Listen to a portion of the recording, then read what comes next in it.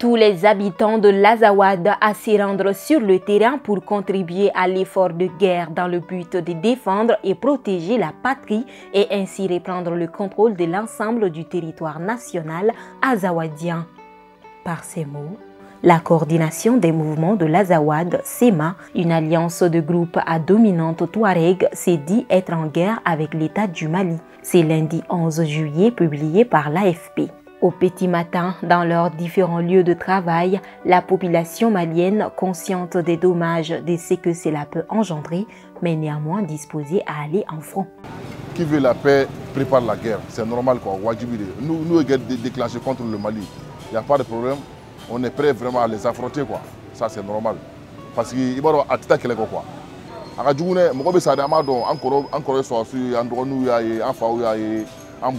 Mais ça c'est normal, il faut qu'elle ait. Béquille à la main, passés par plusieurs étapes de la vie avant d'atteindre l'âge de la sagesse, les vieux dans leurs magasins de vente trouvent le salut avec le dialogue. Pour eux, autorités ou rebelles, nous sommes des Maliens. Il faut discuter. Un rebelle n'est quelqu'un d'autre qui se révolte contre le pays.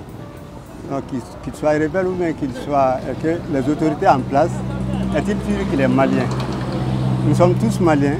Il serait mieux de nous entretenir et de revenir à la table de négociation. C'est mieux que de se battre. Il faut réussir à les ramener sur la table de négociation, donner la chance au dialogue.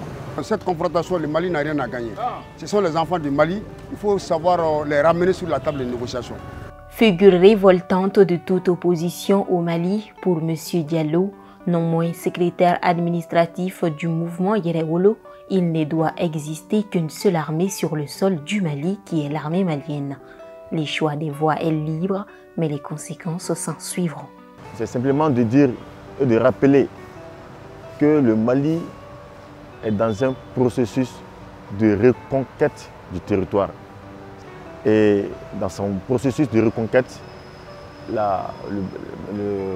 Barkhane a été chassé, la MINUSMA a été chassé. Donc il ne doit que exister sur le territoire une seule armée qui est l'armée malienne.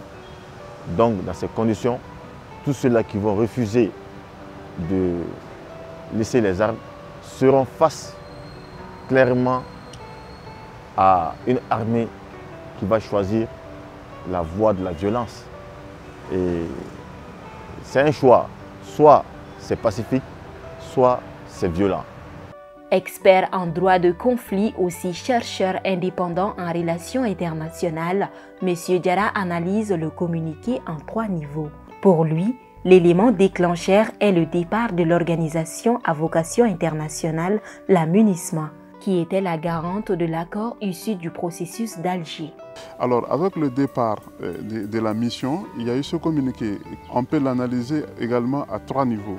D'abord, le premier niveau, c'est que ici, c'est une manière de montrer, de faire des accusations contre l'État malien en disant que l'État malien a été le premier à violer l'application de l'accord. Les autres paragraphes qui suivent, il y a la manifestation de leur opposition par rapport au départ de l'organisation à vocation universelle qui était pour gérer la MINUSMA. Alors donc, et montrer également à la communauté internationale le retour des hostilités. Et en 3e niveau maintenant, ça c'est pour la déclaration, on peut dire une sorte de déclaration de guerre au nom de la légitime défense. Malgré des difficultés, Ngolo trouve nécessaire cette guerre avec des stratégies pour garantir la souveraineté de l'ensemble du territoire du Mali. La guerre, elle doit être faite. La guerre, elle n'est pas du tout interdite en relations internationales. Il y a le droit de faire la guerre, il y a aussi le droit dans la guerre. Le droit de faire la guerre, ça c'est des éléments juridiques qui prouvent que vraiment il faut aller en guerre.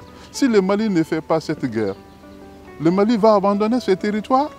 S'ils ne défendent pas l'intégrité territoriale, allons-nous abandonner vraiment des territoires que nos ancêtres nous ont légués? Alors cependant, maintenant, et ce qui manque, ça c'est la technique, la stratégie qui manque beaucoup, et la gestion de ce conflit a beaucoup manqué. La question de l'Azawad, le pays a beaucoup négligé ça. En tout cas, advienne que pourra, peu importe ses conséquences, le Mali doit défendre vraiment ces territoires-là.